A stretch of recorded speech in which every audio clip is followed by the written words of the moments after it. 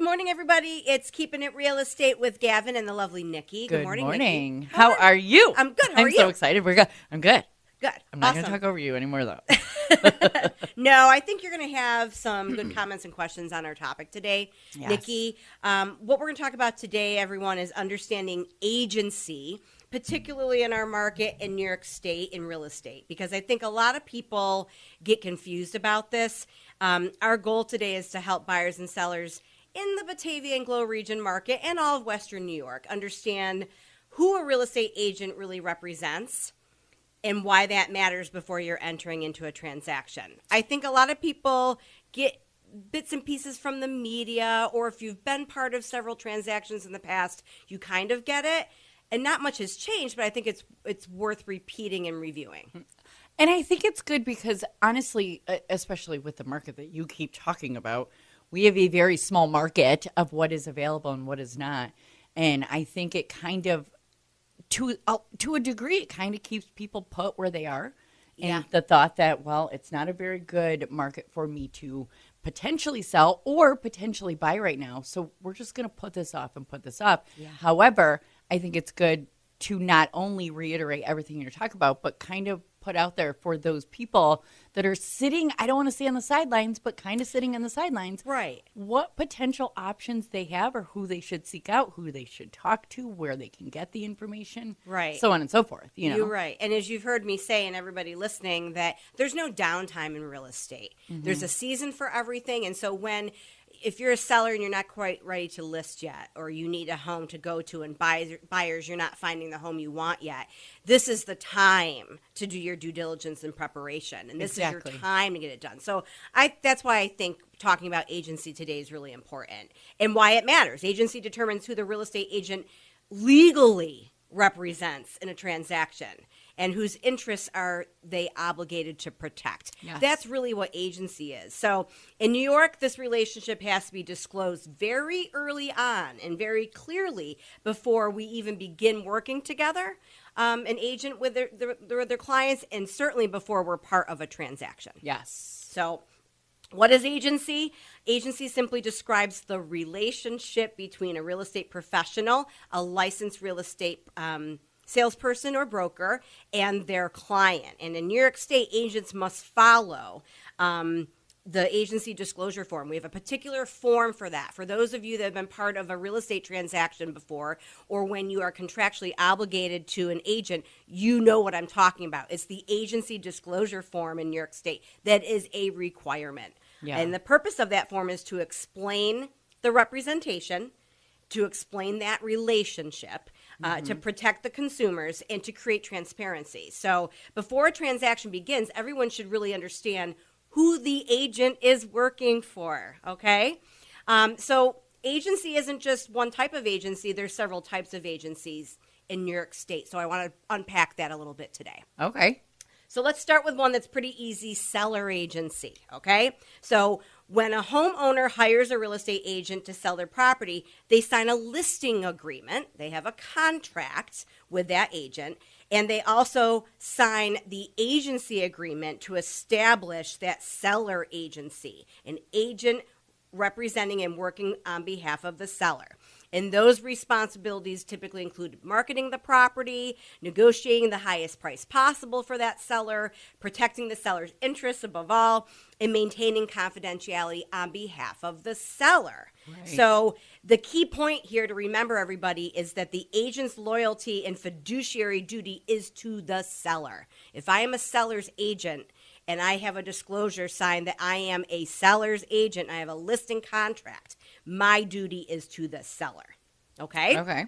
That kind of makes sense, right? Yes. Seller has an agent. That's my listing agent, seller's agent. They kind of get used interchangeably. Makes sense.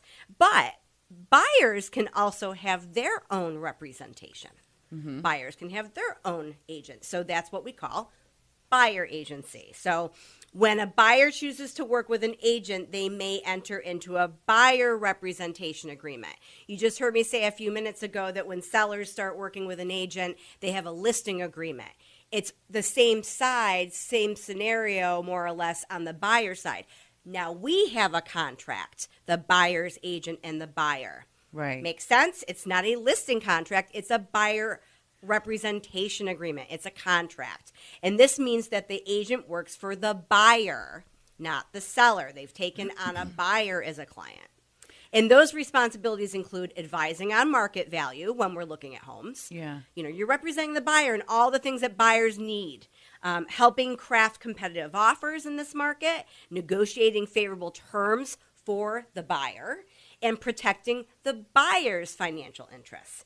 And it's important to note that in New York State today, buyer representation agreements are required before submitting offers or even looking at a property. Oh, okay. So you can't list somebody's house and sell it unless you have a contract. Yeah. It's the same thing with buyers. And this is where I think there's a little bit of a disconnect. When I've worked with buyers forever, I've always had them on a buyer contract. Not everybody did that, even though that is the best practice and it's legally required. So if you're working with an agent and you haven't signed a contract, and there's two different types of contract. One that is exclusive, meaning you're only working with that agent to find your home no matter where that is. That's an exclusive buyer representation agreement. Or I just want to go look at this one property and I'm not ready to commit to this person yet. But if I buy a home in Genesee County and I want to work with Gavin, I'm just going to list the properties I want her to look at with me, and I have a non-exclusive buyer agreement. Okay. So there's two types of agreements, but bottom line, I do not show a house to anybody unless we have a buyer agreement in place. You have to have that contract, just like you have to have a contract with a seller who's listing their home.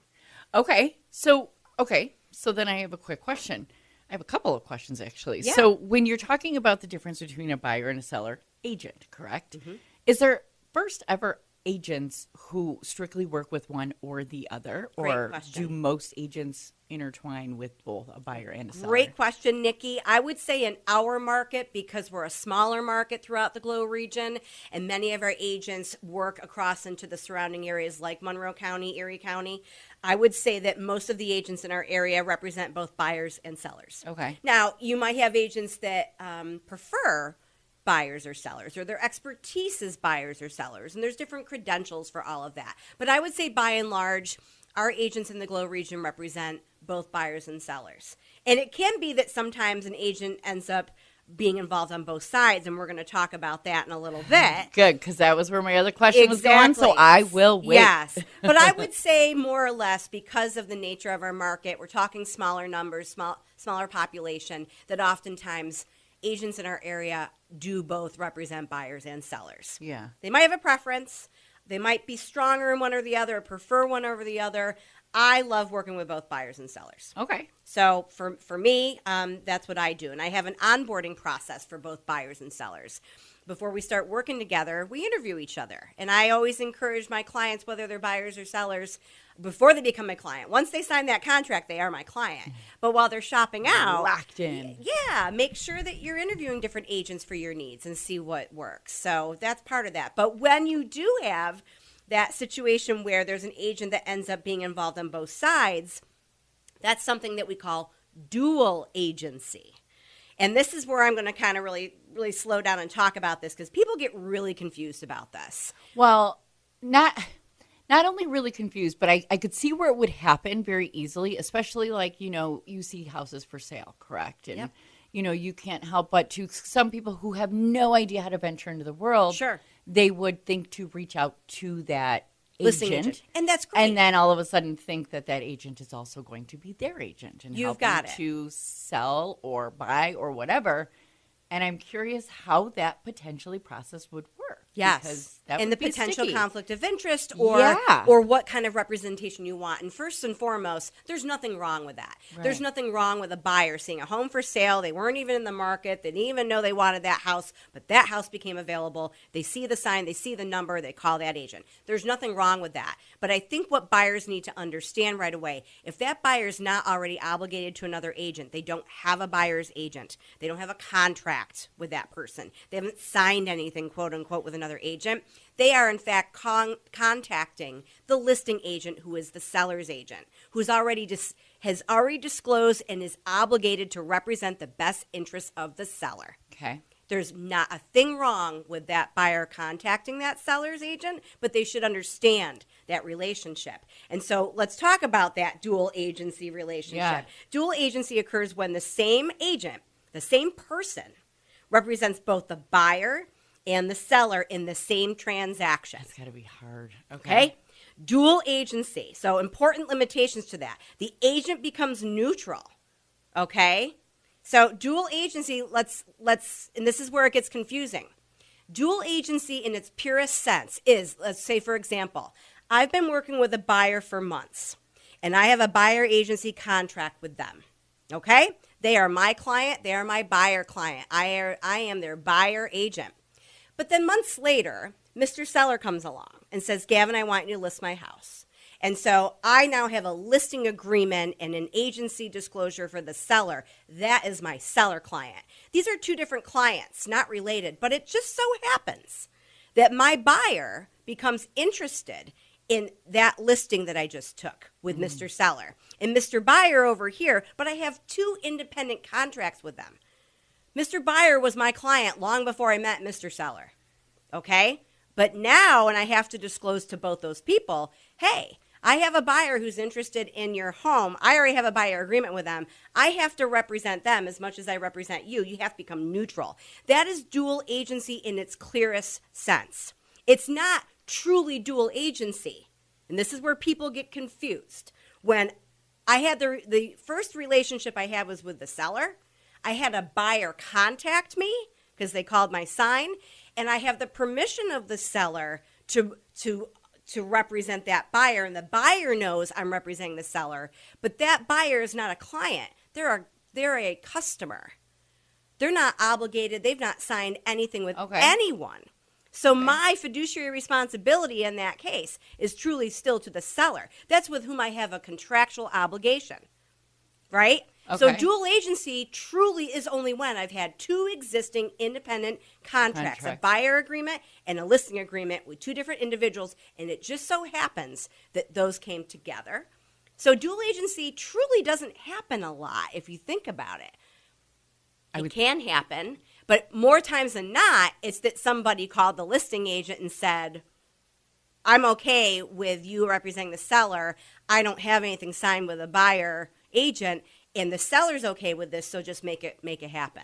But dual agency in its purest sense is that the agent does become neutral. Let's say I had those two existing agreements, buyer and seller, and you cannot advocate strongly for one side over the other in dual agency when there are two existing agreements. That's the big thing here, what people don't remember.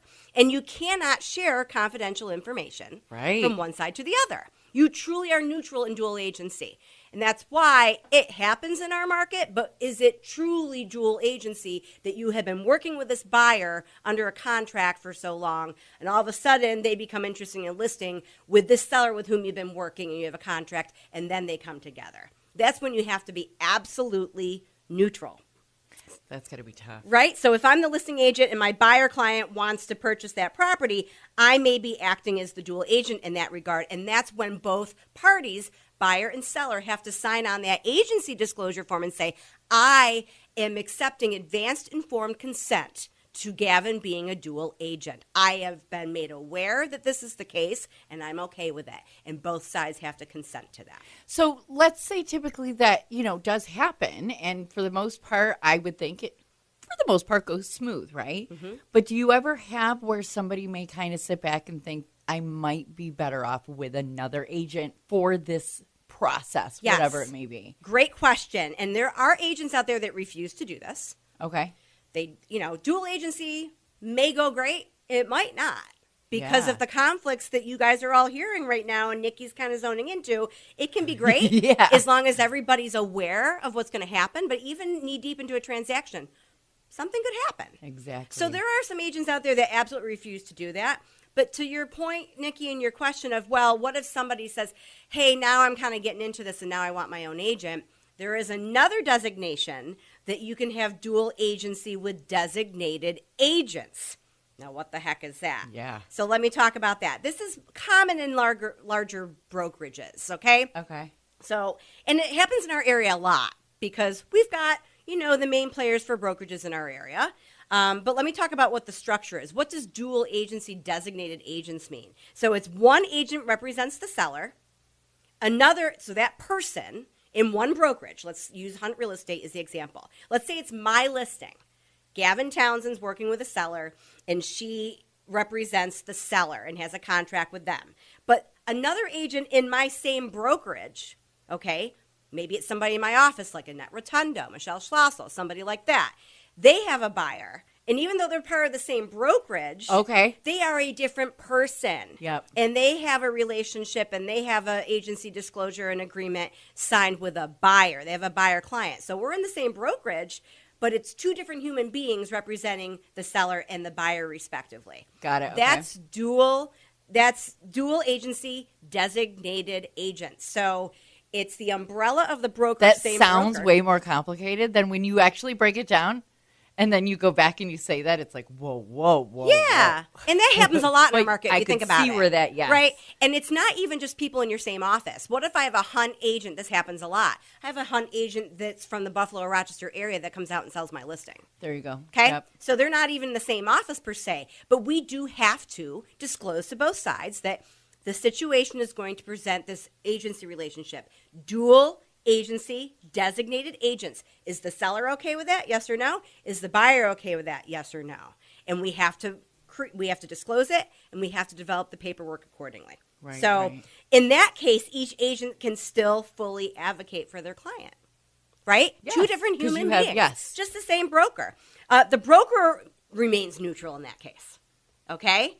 It's not a co-broker deal where and a lot Where of times. Hunt would be the broker. Yes, Okay. right. So, I'd say 90% of transactions are co-brokered, meaning there's a broker representing the seller and a different broker representing a buyer, not just a different person.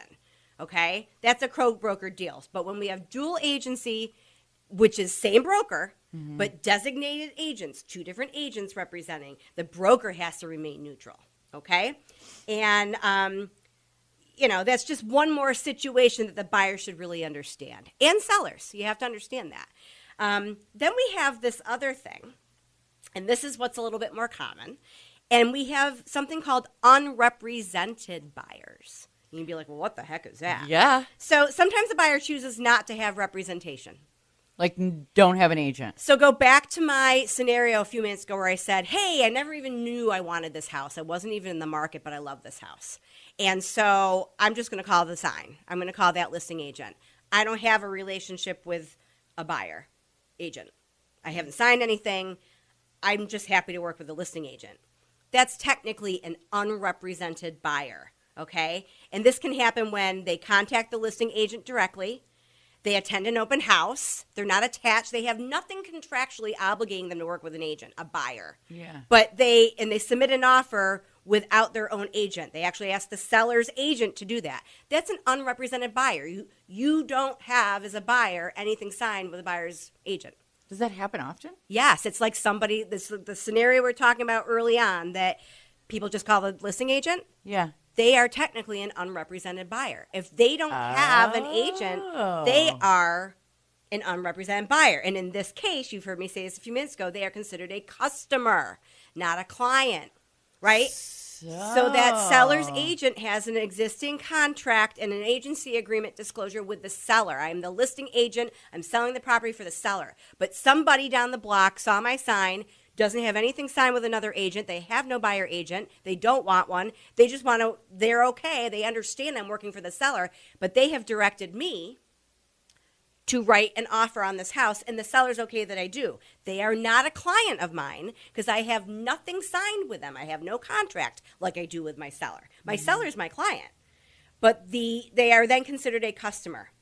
And so the listing agent represents the seller in this case. The agent cannot advise the buyer, and the agent cannot negotiate on their behalf, and they cannot provide confidential guidance. Basically, the buyer is saying, write this offer this way, and they submit it on behalf of their seller because the listing agent's job is to work on behalf of the seller. And that means to get in any and all offers and present them to the seller in their fiduciary duty to the seller. Any and all offers, highest price, you name that. But they cannot, if the buyer says, well, now I want this, now I want that, that listing agent is working on behalf of the seller.